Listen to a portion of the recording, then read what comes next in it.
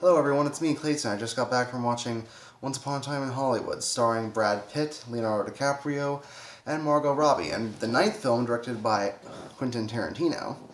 Now, ever since the first ever Tarantino film, Reservoir Dogs, back in 1992, I always knew that Tarantino had a love for cinema, especially old-time cinema from the 60s, 70s, and 80s. He eats, breathes, and sleeps movies. And this film is definitely a tribute to all the films that he obviously was inspired by. Though it is short on plot and has a few controversial moments. But what else would be expected from him?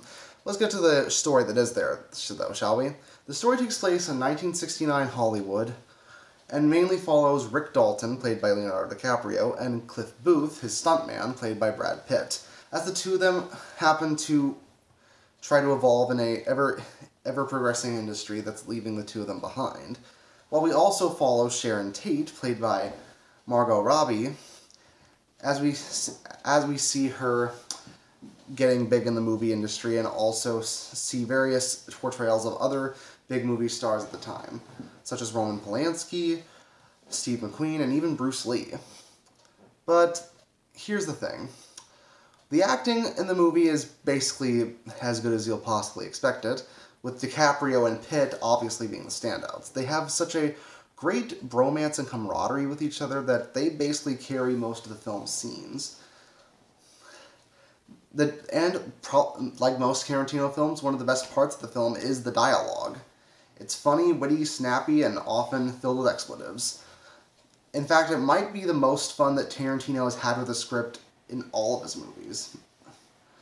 Especially considering some of his signatures, like Red Apple cigarettes, and the constant references to other films are in here full display, even more so than some of his other films.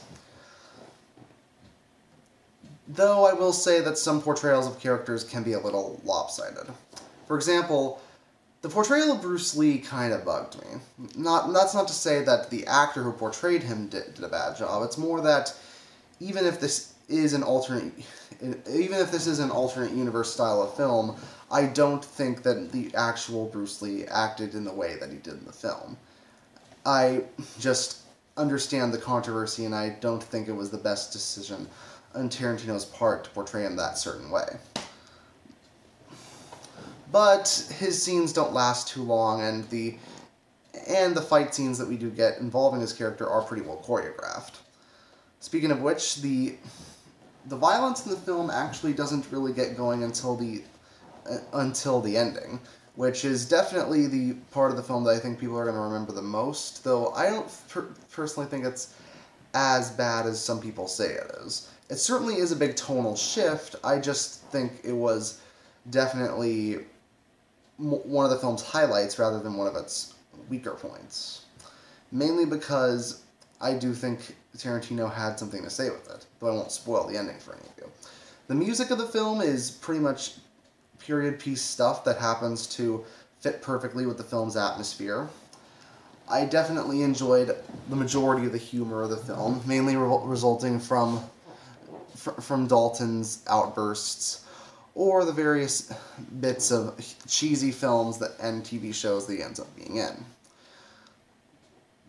Plus, on top of that, the film even goes to various places that I never expected a film of this type to go to, such as a certain abandoned movie set that not only plays a pivotal part in the film's plot, but it also happens to show Tarantino's unabashed love for cinema in both its innocence and in its darker moments. Which is, I definitely think, what the film was trying to go for. Seeing the death of innocence and the beginning of the dark side of cinema, while still having a generally lighthearted and fairly uplifting tone throughout most of it. And if you're a fan of the other Tarantino films, there are some references and connections to the other films that I think you'll be pleased with too. So, Once Upon a Time in Hollywood certainly has its upsides and downsides, but I personally loved it. I give the film an 8 out of 10. Not the best Tarantino film, but it still matches up to a standard of quality. See you next time.